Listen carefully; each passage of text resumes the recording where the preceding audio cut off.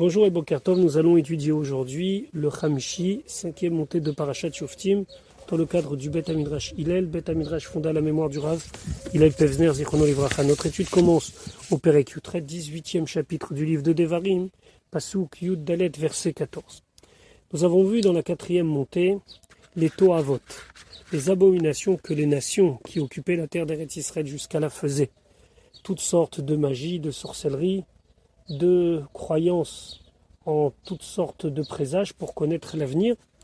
Et Akadosh Baruch Hu nous a dit, sache que je les ai renvoyés de la terre à cause de cela, qui biglal, à cause à toi Evot à Elé de ces abominations-là, Akadosh Baruch Hu a chassé les nations de la terre et a installé les Bnei Israël.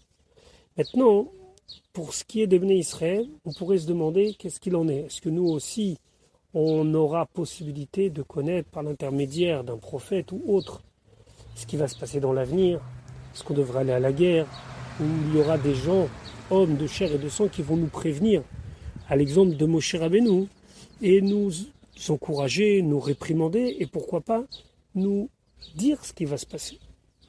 Un avis, un prophète. Alors, Pasuk Yudalet, la Torah dit, toujours dans la bouche de Moshe Rabbeinu, qui agoïma ele, car Akadosh Baruch Hu n'a pas donné aux nations des prophètes de vérité, qui agoïma ele, car ces nations-là, donc qui n'ont pas cette possibilité d'avoir des vrais prophètes, ata yoresh otam, que toi tu vas hériter de leur part, el vers meonenim ve el kosmim ishmaou, eux ils écoutent les méononymes ce sont des gens qui prédisent l'avenir par rapport au temps, et les kosmim, ce sont des sorciers. Eux, ils écoutent les méononymes et les kosmim. Parce que Akadosh Baruch Hu ne s'adresse pas à eux. Il y a eu une exception, Bilam. Mais le Chizkouni dit, en Akadosh Baruch Hu medaber imem. Akadosh Baruch Hu, il ne parle pas avec eux. Ve'ata, et toi, lochen, c'est pas ainsi. Natan lecha Hashem elokecha, Hashem t'a donné à toi. C'est-à-dire, cette possibilité de pouvoir avoir contact directement avec lui. Lochen Natan lecha Hashem elokecha, Rachid dit non, Dieu ne t'a pas donné cette possibilité, c'est-à-dire l'ishmoa el meonenim ve'el kosmim, de ne pas écouter ceux qui disent l'astrologie et ceux qui sont des sorciers. Pourquoi? Share ishra shrina ala nevim, parce que Dieu il a permis de faire résider sa shrina, c'est-à-dire sa présence chez les prophètes, et les Urim Vetumim. Urim Vetumim, c'était la plaque du pectoral qui était sur le Kohen Gadol et qui permettait, comme nous l'avons vu dans Parashat Tetzavé, d'interroger l'avenir, entre guillemets, savoir est-ce qu'on doit aller à la guerre ou pas. On sait qu'il y avait tout un système pour pouvoir interroger les Urim Vetumim. Les Urim Vetumim, il y avait 12 pierres. Ces pierres, il y étaient gravés tous les noms des Shifté Israël. Et donc, avec ces lettres qui s'éclairaient, on pouvait avoir la réponse. Mais en tout cas, qu'est-ce qu'Akadosh Baruch Hu nous dit?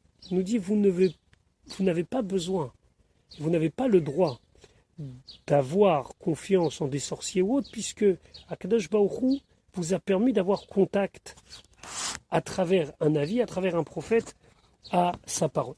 Et d'ailleurs, Pasuk Tetvav, la Torah dit Navi mikirbecha, un navi, un prophète qui viendra parmi toi. Meachecha, parmi tes frères, kamoni, comme moi. C'est Moshe Rabbeinu qui parle. Yakim lecha Hashem elokecha, Hashem va te mettre à la place de Moshe Rabbeinu, et ce sera comme ça la névoie jusqu'à que la prophétie va s'arrêter de navi en navi, et Moshe Rabbeinu prévient, et lav tishmaun, et vous devrez à lui l'écouter. Mekirbecha meachecha kamoni, kemo sheani mekirbecha meachecha, comme moi je suis parmi vous, parmi toi, parmi le peuple, et parmi les frères, Yakum lecha tartai, il nommera quelqu'un, il va mettre quelqu'un à ma place, Vechen minavi les navi, et ainsi de navi en navi. Alors, le navi, le prophète, a un certain droit. C'est très limité. Il ne pourra pas changer la Torah, par exemple. On verra plus tard, au Pasuk Ravbet, sauf exception, quel sera le rôle du navi par rapport à l'enseignement de la Torah. Mais en tout cas, il peut prévenir les Bnei Israël de quelque chose qui va arriver. Maintenant, Moshe Rabbeinu fait ici une entre parenthèses et il rappelle aux Bnei Israël que eux, ils avaient eu contact avec Akadosh Baruch Hu direct C'est eux qui ont demandé que ce contact direct avec Akadosh Baruch Hu s'arrête et passe par un intermédiaire, c'est-à-dire par Moshe Rabbeinu. Pasuk Tetzain, verset 16, Kechol Asher Sha'alta. Comme ce que tu as demandé. Meim Hashem Elokecha, de Hashem ton Dieu, Bechorev. Chorev, c'est le Har Sinaï, c'est le mont Sinaï. Beyom HaKahal, le jour où vous étiez rassemblés pour recevoir la Torah, les morts en disant Lo Osef Lishmoa, je ne peux pas continuer à entendre. Et Kol Hashem Elokai, la voix de Hashem, mon Dieu. Directement, je ne peux pas. Deuxième chose, Ve'et Haesh Hagedola, et le grand feu Hazot, celui-là. On sait que le feu brûlait depuis le Har Sinaï jusqu'à Lev Hashamayim, jusqu'au cœur des cieux. Lo Re'od, je n'ai plus la possibilité de le voir. C'est plus possible pour moi. Velo Hamut, afin que je ne meure pas. Et la suite du Passouk, nous dit le Ramban nous rappelle qu'après les Bnei Israël ont dit à Moshe, Kerav Ata, toi tu vas t'approcher, toi tu vas entendre la parole de Dieu, Ve'at Tedaber Elenu, et toi tu vas parler avec nous, Et Kol Hashem Yedaber Hashem Elokeinu. C'est-à-dire que c'est nous qui avons choisi que ce soit un homme qui soit auprès d'Akadosh Baruch Hu pour entendre la parole de Dieu et de nous la répéter. Pasuk Yudzaïn, Moshe Rabbeinu le rappelle, Yomer Hashem Elai, Hashem m'a dit, à moi, Hetivu, Asher Diberu. C'est bien ce qu'ils ont parlé. C'est bien. C'est-à-dire, le fait qu'ils aient confiance en un homme qui est le Navi, qui est le prophète, alors c'est validé par Akadosh Baruch Hu, et ainsi ce sera pour toutes les générations. Pasuk Yutret, Navi Hakim Lahem, je vais leur donner un prophète, Mikerev Achem, parmi leurs frères, c'est-à-dire qui vient des Bnei Israël, Kamocha comme toi. Venatata devarai befiv, et je donnerai ma parole dans sa bouche. Vediber alehem, et il leur parlera, c'est-à-dire le Navi parlera au Bnei Israël. Et kol asher atzavenu, tout ce que je lui ordonnerai, c'est-à-dire les mitzvot et autres. Et après on va voir que lorsque le Navi, le prophète aura un message, il ne pourra pas le garder et ne pas accepter sa mission. Comme par exemple Yona, qui a eu l'ordre d'Akadosh Baruch Hu d'aller prévenir les gens de Nineveh de faire tchouva et qui a essayé d'échapper à sa mission. Le Navi, lorsqu'il est investi, bien sûr quand c'est un Navi, émettre un Navi de vérité, un prophète de vérité, il ne peut pas échapper en se disant non, je ne prends pas sur moi. Ce sera à lui de prendre cette mission et de le faire, qu'il le veuille ou qu'il ne le veuille pas. Pasuk Yutet. Ve'aya Aish, et ce sera l'homme. Asher lo ishma ed El Devarai, qui n'écoutera pas ma parole. Asher Yidaber Mishmi, qui doit parler en mon nom. Anochi Edrosh Meimo, alors je vais le rechercher, c'est-à-dire que je vais le toucher, le tuer Minashamayim. Ici on parle du cas d'un homme qui a un avis émet. Un avis émet. C'est quelqu'un, qu'Akadosh Baruch Hu s'adresse à lui, et lui, Lo Ishmael Devarai, ici, c'est pas qu'il ne va pas entendre, c'est qu'il ne va pas accepter ma parole. Ici, on parle de trois choses. On parle de la personne qui est à Kovesh et Nevoato. Il garde sa névoie. Il ne veut pas prophétiser. Deuxièmement, on parle bien sûr de celui, dans le sens simple du terme, Asher Lo Ishma El Devarai, qui n'écoute pas le Navi. Là, on ne parle pas du prophète lui-même, mais on parle de la personne qui entend la névoie et qui n'écoute pas. Et la troisième chose, Ve'over Adivratzmo, c'est celui qui a la névoie, qui dit la névoie, mais qui transgresse sa propre névoie.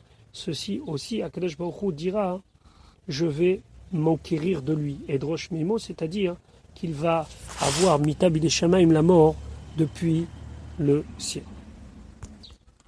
Donc voilà pour le Navi Emet, pour le prophète vrai. Maintenant, la Torah va nous parler du Navi Sheker, le faux prophète. Et la Torah va nous dire, Pasuk Raf, Ach Anavi, seulement le prophète. Asher Yazid, qui volontairement va agir, les Daber Davar Bishmi, de parler une chose en mon nom, ce que je n'ai jamais dit. Donc il va venir au nom de Dieu et dire Dieu s'est adressé à moi et il m'a dit qu'il fallait agir de telle et telle sorte. Et Asher Lotzivitiv, ou bien il va dire en mon nom, quelque chose que je n'ai pas ordonné. On peut imaginer que Dieu lui est apparu, il ne lui a pas dit ça. Dans le premier cas, on parle de quelqu'un qui n'a eu aucune relation avec Dieu et qui dit parler au nom de Dieu. Le deuxième parle au nom de Dieu, mais quelque chose que Dieu ne lui a pas dit, que les Daber ne lui a pas ordonné de dire. On verra dans Rashi que Rashi apprend ici un autre cas de figure, celui qui dit une prophétie vraie, comme si Dieu lui avait dit à lui, alors que Dieu s'était adressé à quelqu'un d'autre. Vacher Yedaber Beshem Elohim Acherim, celui qui parlera au nom d'autres dieux. Dans ce cas-là, quand je dis dans ce cas-là, c'est dans les trois cas évoqués précédemment, où Met Anaviaou devra mourir ce prophète-là. C'est-à-dire celui qui invente une prophétie. Deuxièmement, celui qui va dire une prophétie qui ne lui a pas été adressée à lui, mais qui a été adressée à quelqu'un d'autre. Et troisième cas de figure, celui qui prophétise au nom des autres nations.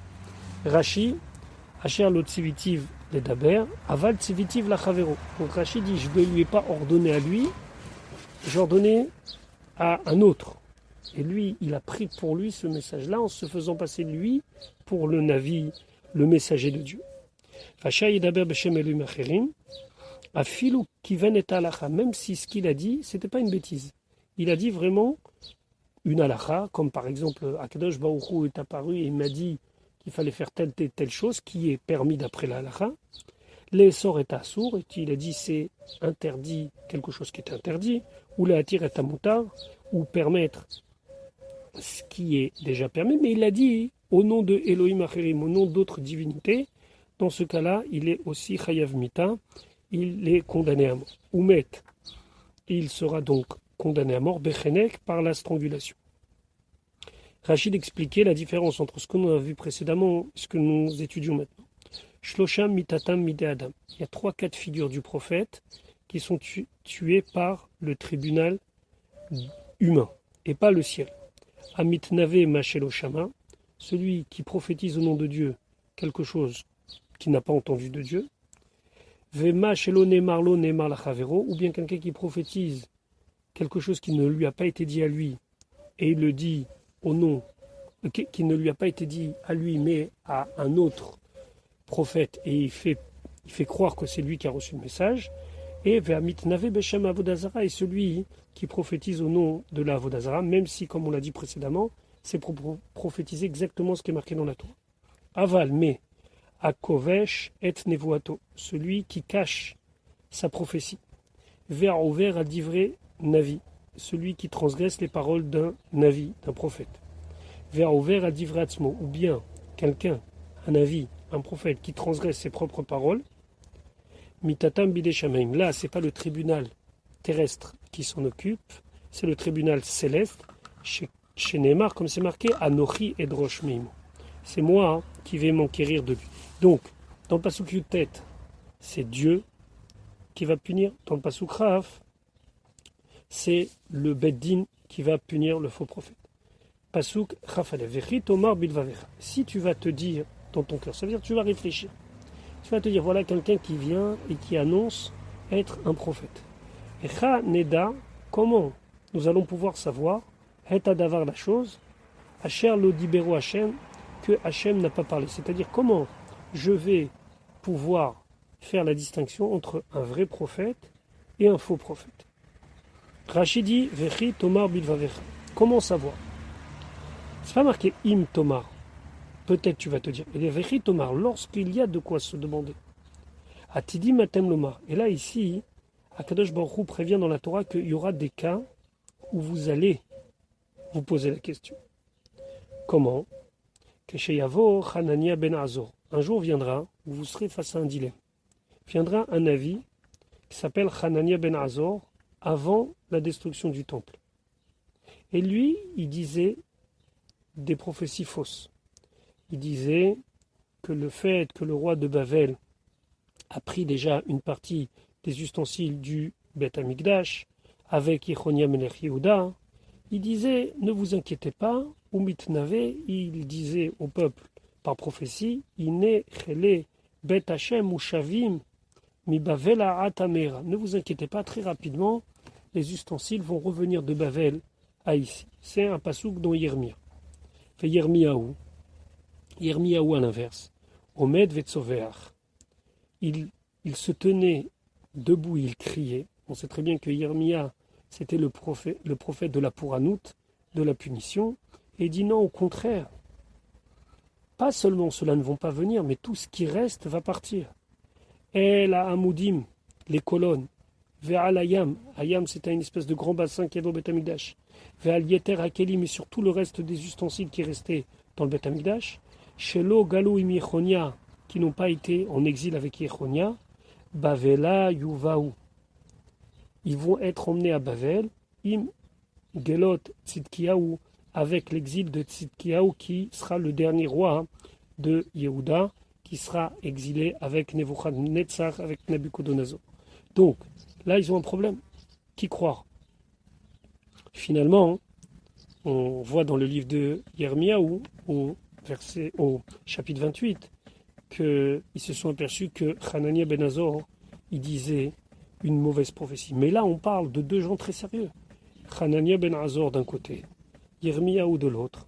Alors, les Bnei Israël vont se demander comment on va pouvoir faire la distinction. Qui dit vrai?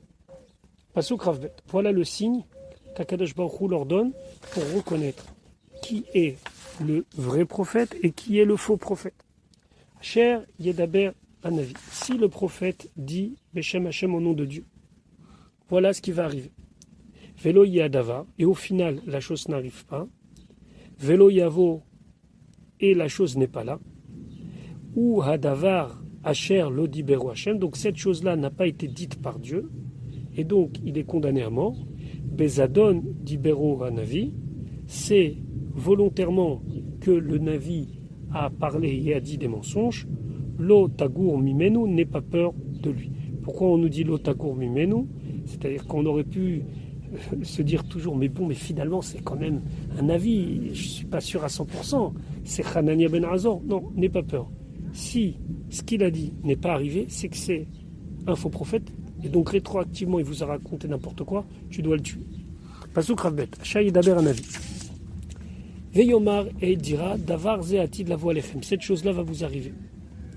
Vetirou Shelo Yavo, et vous allez voir qu'au final ce n'est pas arrivé.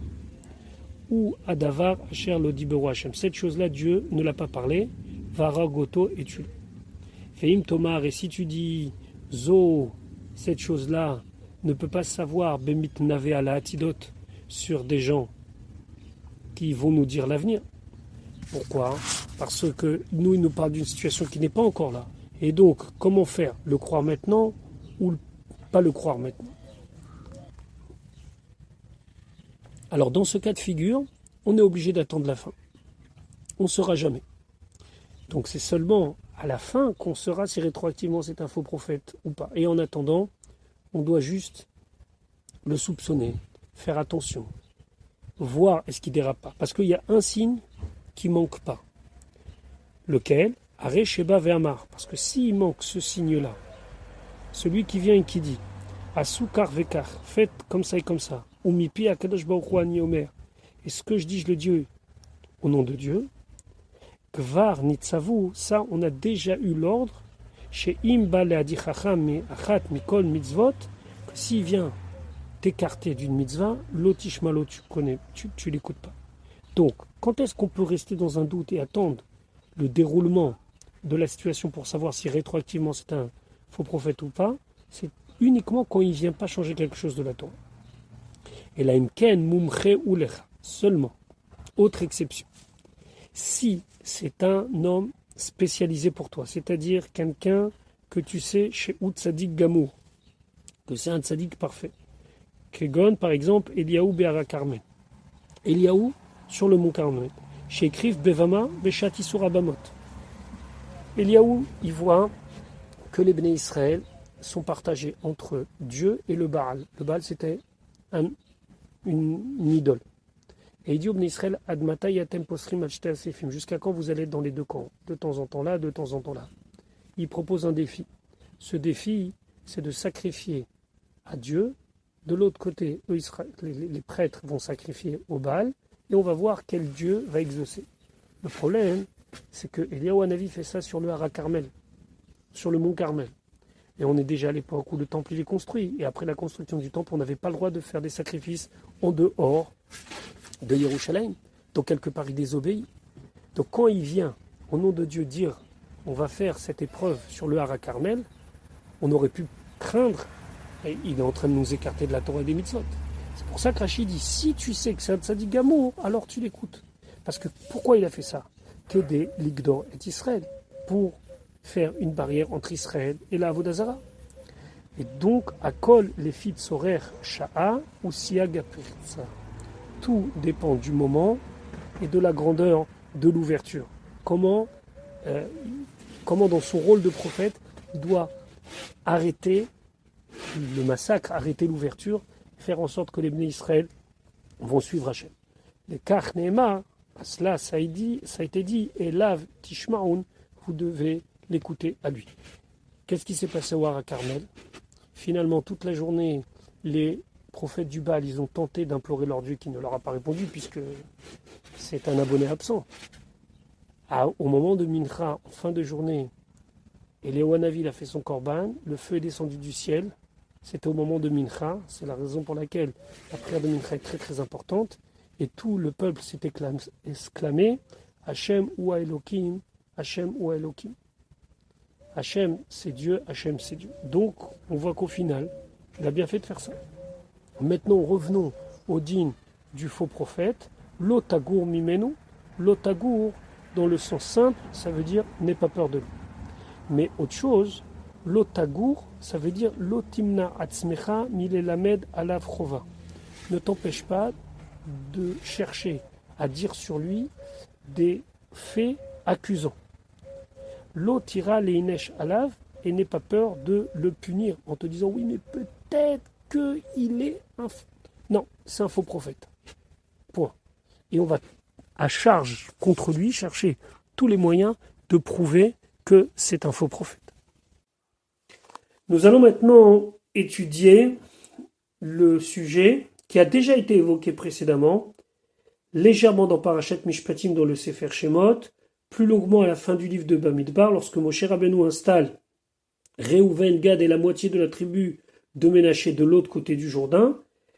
C'est le sujet des Haré Miklat, des villes de refuge. Les villes de refuge étaient réservées au Rotzer Bishgaga, celui qui a tué sans faire exprès, sans intention de donner la mort. Quelqu'un qui aurait tué par accident quelque part. Pour pouvoir échapper à la vengeance du Goël Adam, à la vengeance de la famille de la victime, il fallait qu'il puisse se réfugier, Miklat, c'est un refuge, habiter dans un endroit où il est sûr que personne ne pourra aller le tuer là-bas. Donc la Torah nous dit, Pasuk Aleph ki yachit Hashem Elokecha. Lorsqu'Hachem, ton Dieu, va détruire et hagoyim, les nations, les peuples, Asher Hashem Elokecha, que Hashem, ton Dieu, noten lecha et artsam, te donne leur territoire, virishtam, tu vas donc prendre possession de leur terre, viyashavta be'arehem ou bevatehem, et tu vas t'installer dans leur ville et dans leur maison.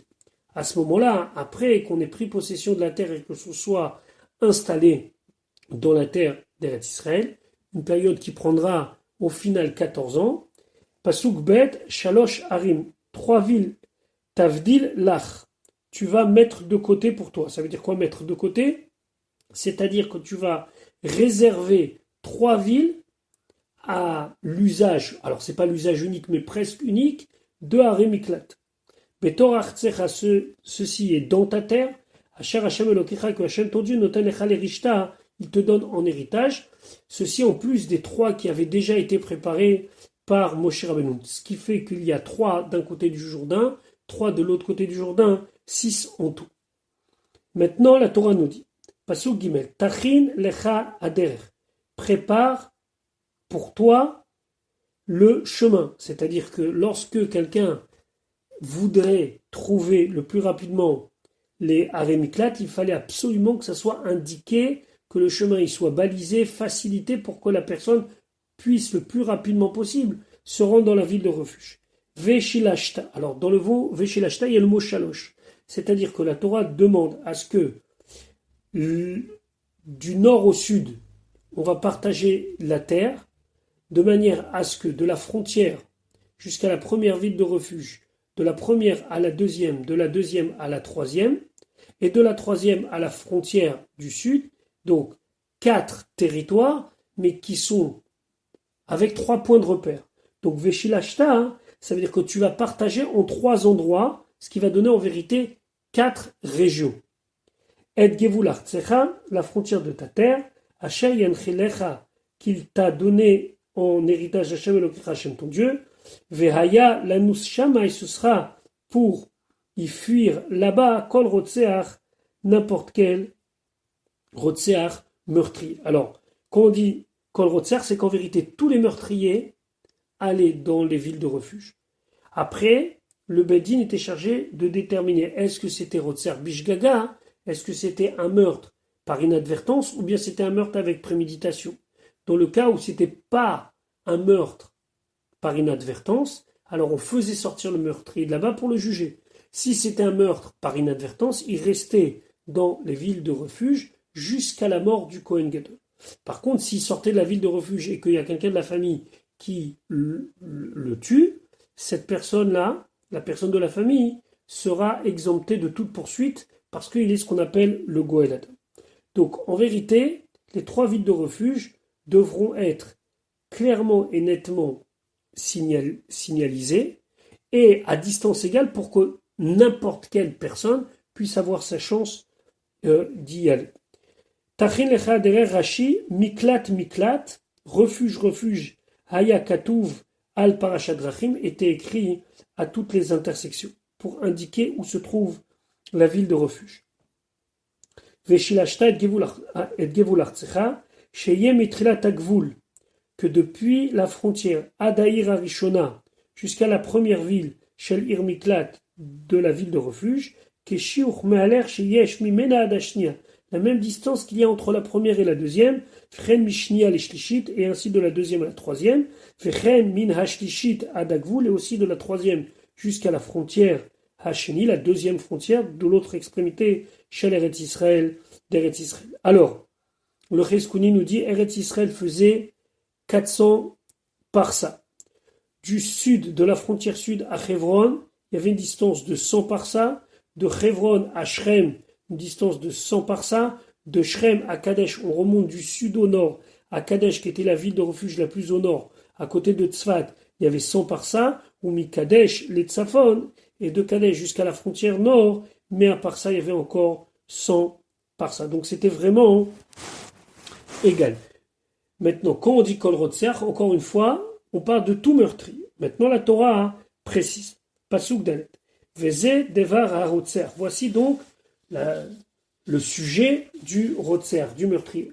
Assez Asher Yanus Shama, qui pourra se réfugier là-bas définitivement, Vachai, et y rester là-bas vivant. Asher Yake etre, ou celui qui frappera son prochain. Ici, quand on dit frapper, c'est mortellement. Bivli Da'at, sans aucune intention, par inadvertance. Ve'u lo sonelo, il ne le détestait pas, mitemol chilchon, ni depuis hier, ni depuis avant-hier. C'est-à-dire qu'on va faire une petite enquête et on va voir s'il n'y avait pas un conflit entre eux et que ce meurtre par inadvertance déguise en vérité un meurtre avec préméditation. Donc, tout celui dont on sait qu'il y avait une histoire entre eux, il y avait de la haine entre eux, lui, automatiquement, il ne va pas dans les harémiklat. Pourquoi ? Parce qu'on considérera que même s'il a tué sans faire exprès, c'est ce qu'on appelle un shogeg karov lemezit. C'est-à-dire qu'il n'a pas fait exprès, mais c'est presque avec préméditation parce que finalement, c'est bien tombé qu'il a tué sans faire exprès. Donc, si cette personne-là est rattrapée par le Goël Adam, par la famille de la victime et qu'il le tue, pas tout. Par contre, si c'est prouvé qu'il n'y avait rien, aucune relation d'animosité entre eux, à ce moment-là, il va dans les villes de refuge et il y reste. Il faut quand même savoir que, selon ce que dit le Rambam, sonner, quelqu'un qu'on déteste, c'est une personne avec qui on n'a pas parlé depuis 3 jours à cause de cette haine. Pas de quelqu'un qu'on n'a pas parlé depuis 3 jours parce qu'on ne l'a pas vu. Que c'est une personne qu'on fréquente et on a décidé de ne plus lui parler par haine. Et donc la Torah va illustrer un cas typique où il n'y a pas de relation conflictuelle entre deux personnes et qu'une personne va tuer l'autre par inadvertance. Pasouké, Vacha Yavo et Reu Vayar. C'est lorsqu'une personne, si une personne vient avec une autre personne, Bayahar, dans la forêt. Donc chacun y va parce qu'une forêt c'est ouvert à tous. Et donc il y en a un qui part, par exemple, couper du bois, c'est l'exemple qui va être repris par la Torah, et l'autre qui est tout simplement en train de ramasser des champignons. C'est un exemple. Et donc il y en a un qui vient, l'artov etzim, pour couper du bois. Venidecha yado bagarzen. Et sa main a laissé échapper la hache. Donc venidecha, ça veut dire qu'elle s'est retirée. Elle a bougé sa main qui tenait la hache, les chot ha'etz pour couper le bois, venachal abarzel mina etz. Et le fer de la hache s'est enlevé du manche, ou matza et treu, et il a frappé son ami, son prochain, celui qui est en train de ramasser des champignons pour l'exemple, va mettre et il est mort. Alors, déjà dans venachal abarzel mina etz, on va voir qu'il y a deux manières d'expliquer. Ou bien c'est le fer de la hanche qui s'est détaché du manche et qui est parti et par vraiment malchance entre guillemets a tué la personne, ou bien c'est pas la hache, c'est qu'en coupant du bois, il y a un morceau de bois qui est parti d'un autre côté et qui a tué une personne. Alors à ce moment-là, où Yanous, lui pourra fuir, se réfugier, El Achat et Arima Ele, à l'une de ces villes-là, Vachai, et il va pouvoir y vivre. Le Sefer HaChinour évoque deux pistes pour comprendre. Premièrement, il dit le fait de tuer une personne même par inadvertance, c'est pas anodin. Et donc, le fait que cette personne, elle va partir dans les harémiklat, dans les villes de refuge, c'est aussi pour lui une punition. Pourquoi ? Parce qu'il doit quitter son entourage, il doit quitter la ville dans laquelle il a toujours été, il doit aussi subir les regards des autres, et donc en se réfugiant dans cette ville de refuge, c'est aussi pour lui une punition. D'ailleurs, on appelle ça Chayav Galout, c'est l'exil pour lui, parce qu'il part. C'est pas seulement qu'on le protège, c'est aussi expiatoire. La deuxième chose, c'est bien sûr pour ne pas avoir à affaire à la famille qui risquerait de le tuer. Et d'ailleurs, dans cette raison-là, le Sefer HaChinour évoque la raison de Derachea Darkei Noam. Il dit les chemins de la Torah sont des chemins agréables. Il est impensable qu'un homme qui ait tué un autre, même par inadvertance, puisse librement se balader partout, à la vue de tous. Et parmi eux, il y a de la famille, il y a des proches qui vont souffrir de voir ce meurtrier être libre. Donc, quelque part, les villes de refuge, c'est pas seulement un service qu'on lui rend, mais c'est aussi une punition expiatoire pour qu'il prenne conscience de la gravité de ce qu'il a fait. Rashi Venidecha Yado, alors si on veut traduire textuellement, ça veut dire sa main lui a échappé. Ça veut dire que la hache a échappé de sa main.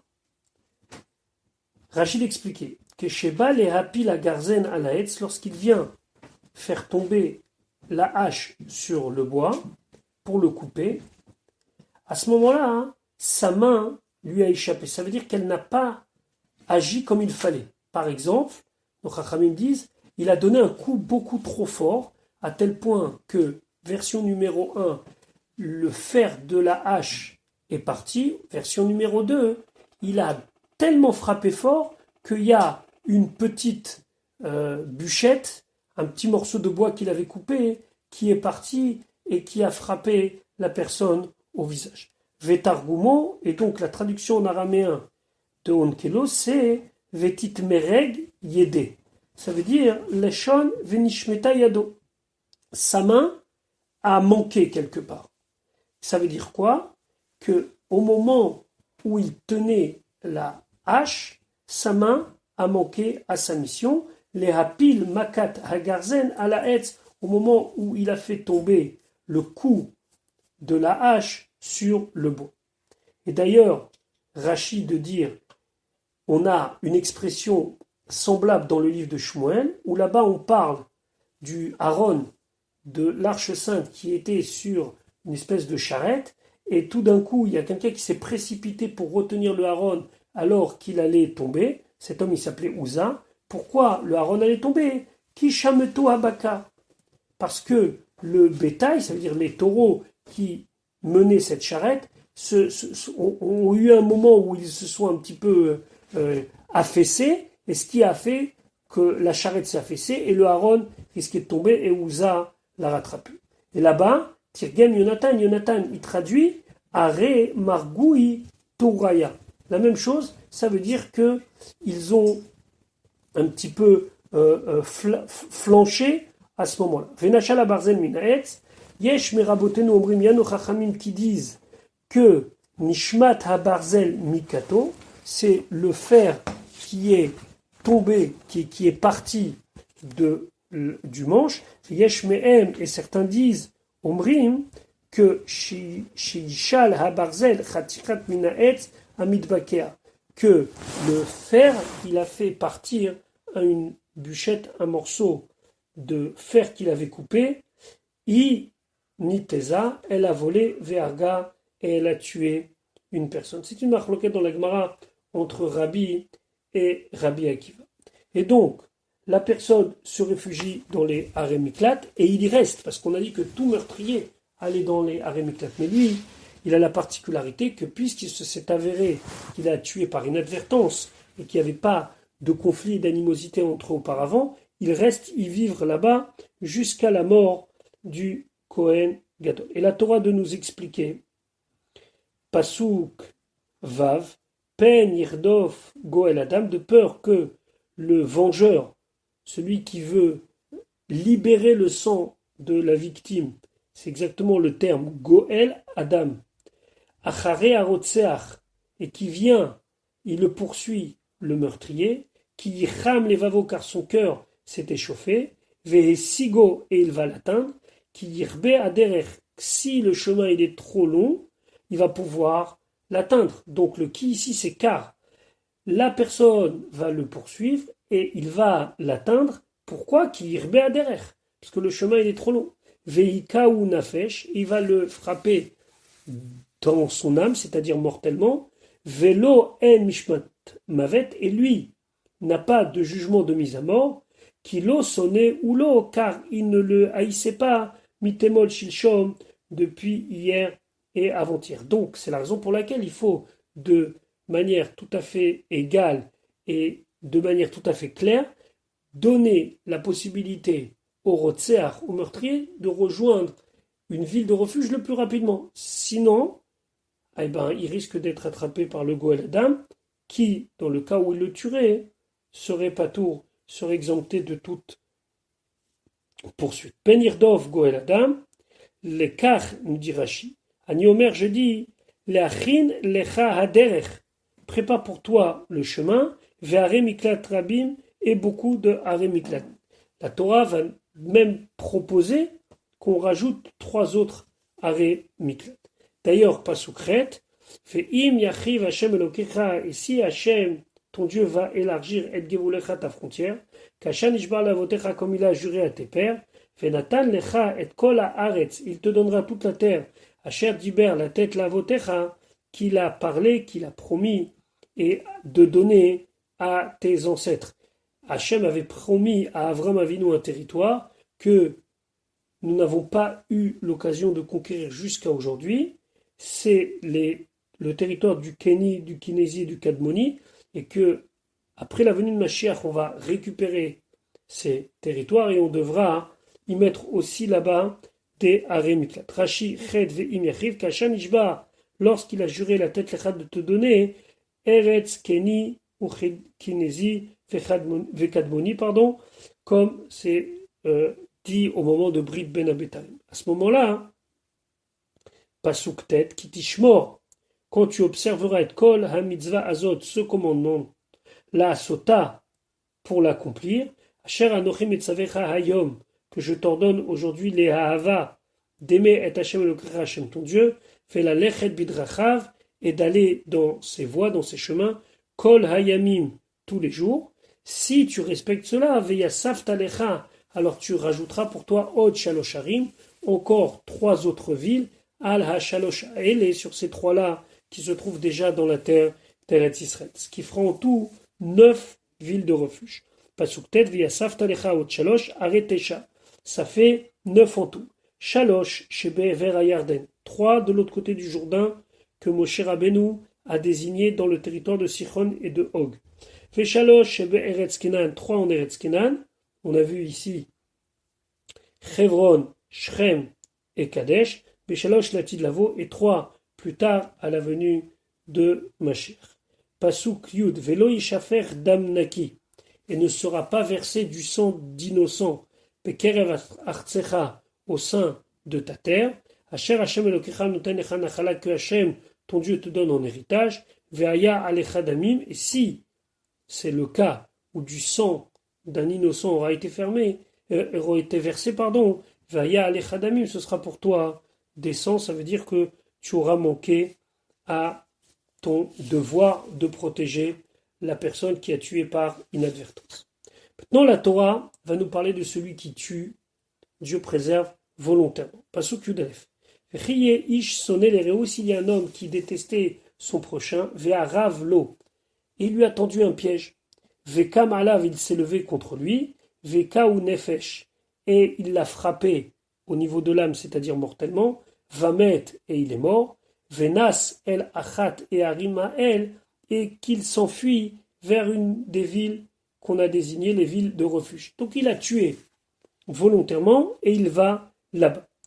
Rashi Yudalev Vechiye Ish sonné les Réou, Aliédé Sinato, à cause de sa haine, ou bas l'idée, il arrive à Ve'aravlo, de lui préparer un piège, de lui tendre un piège, mais Kanamrou de là, nos Chachamim, ils ont dit, Avar Adam al Mitzvah Kala, au début un homme il transgresse sur un petit commandement, c'est-à-dire simplement haïr l'autre, même si c'est déjà très grave, Sofo la Avor al Mitzvah Chamura, au final il va transgresser un commandement plus grave, puisqu'au final, il va tuer.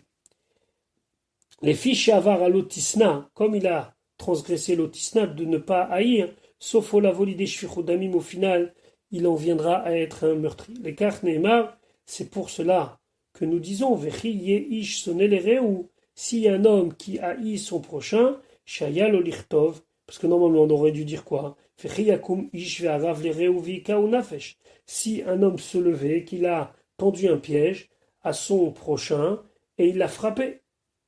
Pourtant, on voit que la Torah ne nous dit pas cela, mais nous parle de ce qui s'est passé avant, c'est-à-dire la haine. Pour bien nous dire que ici, tout a commencé avec la haine. Alors dans ce cas-là, comment il fallait agir?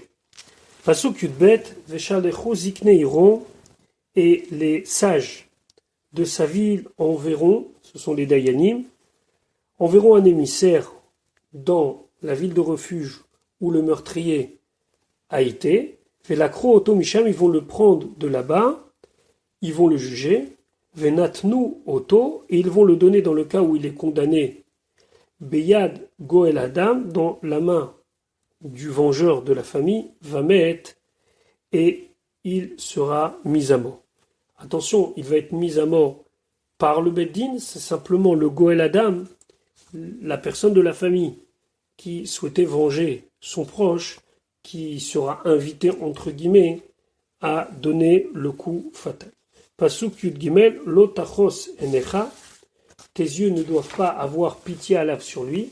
Ne dis pas, oh, il y a déjà eu assez de sang qui a été versé, pourquoi continuer en le tuant? Non, s'il est condamné, il est condamné. En tout cas, s'il est condamnable, il est condamnable. Et s'il est condamné, il faut aller jusqu'au bout et faire la sanction. Ou viarta, et tu vas éradiquer Dam Hanaki, le sang de ceux qui versent du sang innocent. C'est très important ici. Ça veut dire que tu vas pas éradiquer le sang Hanaki de l'innocent, le sang de celui qui verse du sang innocent, mais Israël parmi le peuple juif, Vetov, l'ach, et ce sera bon pour toi. Comme ça, les gens sauront que la punition du meurtrier avec préméditation est très très grave. Et donc, c'est une mitzvah de faire savoir que telle personne a été tuée par le Beddin parce que il a tendu un piège à quelqu'un et qu'il l'a tué. L'otachos enecha, chez l'automar, que tu ne dois pas te dire Harishon gvar neirag, le premier a déjà été tué. Lama anour gimetze, pourquoi tuer celui-là? Mais au final, il y aura 2 personnes qui sont mortes. C'est dommage. On va faire autre chose. On va communier cette peine en quelque chose de moins violent. Non, l'otachos, la Torah dit, tu ne peux pas avoir pitié et tu dois le condamner. Voilà pour aujourd'hui, je vous souhaite une bonne journée et Bezrat Hashem à demain pour la suite de l'étude de notre paracha.